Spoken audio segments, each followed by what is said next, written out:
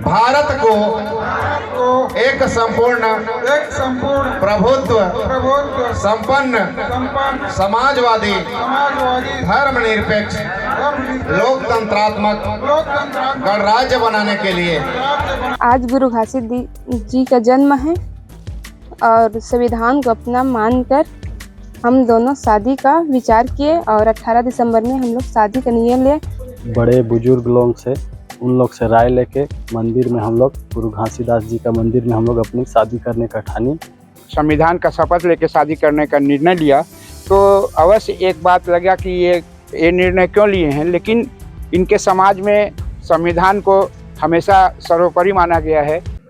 गुरु घासीदास जी की जयंती के समय में यहाँ जो एक युगल है उसने एक अनोखी शादी करने का निर्णय लिया और ये इस निर्णय को उनके माता पिता ने स्वीकार किया। उसके साथ साथ पूरे समाज के लोगों ने भी काफी इस पे अपनी खुशी जता के और इस पर अपनी मोहर लगा दी है।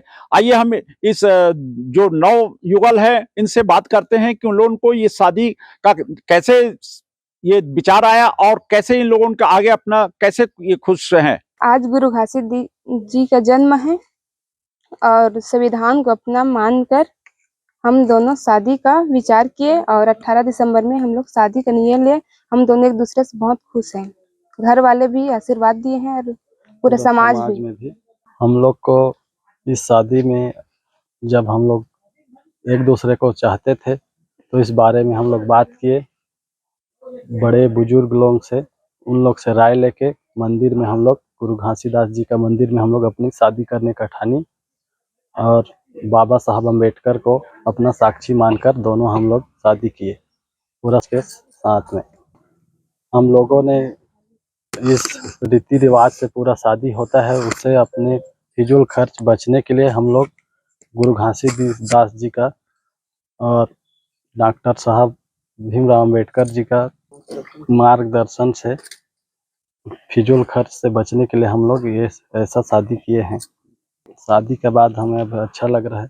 इस शादी में मैं भी था और दोनों युगल ने जब संविधान का शपथ लेके शादी करने का निर्णय लिया तो अवश्य एक बात लगा कि ये निर्णय क्यों लिए हैं, लेकिन इनके समाज में संविधान को हमेशा सर्वोपरि माना गया है और संविधान के हिसाब से ही इनका कार्य होता है और संविधान के विपरीत लोग कोई कार्य नहीं करते। तो इनके समाज के प्रमुख ने कल संविधान को सामने रखकर प्रस्तावना के जरिए इनको शपथ दिलाया और इनका विधिवत शादी की घोषणा भी की।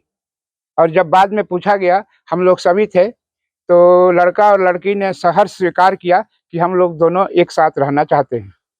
बिल्कुल अच्छी बात है ये, और हर समाज को अपने जो वार्षिक उत्सव होता है उसमें इस तरह के जो जोड़े रहते हैं उनका शादी का प्रोत्साहन उनको देना भी चाहिए। सर देखिए, हम लोग हमारा जो समाज है संत शिरोमणि बाबा गुरु घासीदास जी के मार्गों पर चलने वाला समाज है। बाबा साहब भीमराव अंबेडकर जी के संविधान पर चलने वाला समाज है। और बाबा साहब भीमराव अंबेडकर जी ने जो फ्रीडम जो दिया है, स्वतंत्रता के अधिकार, जिसके तहत हर व्यक्ति जो है अपना बालिक में अपना स्वतंत्र पूर्वक जो है अपना फैसला लेने हेतु तत्पर हैं। तो हमारे पास भी एक आवेदन प्राप्त हुआ और आवेदन के बाद हमने निर्णय किया कि दोनों बालिक हैं और दोनों परिवारों से हमने चर्चा किया और दोनों ने सहर्ष सहमति दी। उसके आधार पर हमने आज जो है संत शिरोमणि बाबा गुरु घासीदास जी का 268वां जयंती पर्व जो है कांपू में मनाया जा रहा है। उस कार्यक्रम के दौरान उनकी जो है विधिवत जो है संविधान को शपथ लेते हुए उनकी जो है बाबा गुरु घासीदास जी के मार्गों पर चलने के लिए उनको जो है जैत खाम में जो है भ्रमण कराते उनकी विधिवत शादी कराई गई है।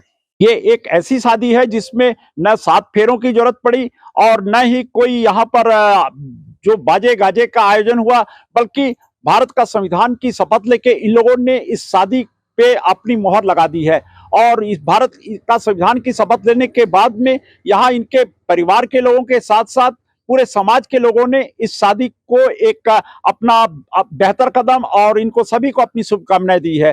कापू का माझापारा से मैं IBC 24 के लिए रमेश शर्मा।